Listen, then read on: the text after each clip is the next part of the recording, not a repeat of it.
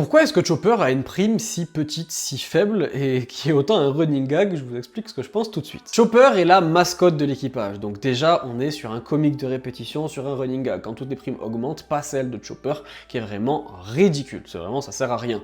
Et on peut se dire, pourquoi est-ce qu'il a une prime si basse? La première réflexion viendrait du fait de se dire, mais il pourrait récupérer n'importe quel Tanuki, n'importe quelle reine, et l'amener au gouvernement mondial, et dire c'est lui.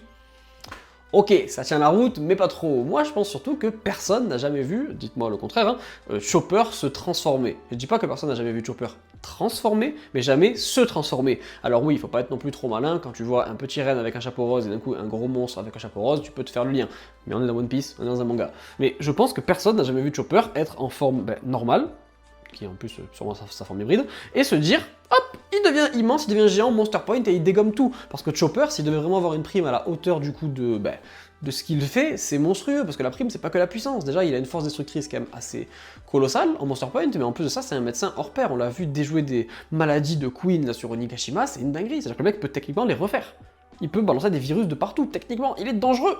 Il mérite une plus grosse prime, au moins 400, 500 millions. Pas 1000 virus. Dites-moi ce que vous en pensez, si vous avez déjà vu Chopper se faire transformer, du coup, se transformer face à un amiral ou une connerie comme ça. Vous me direz en commentaire.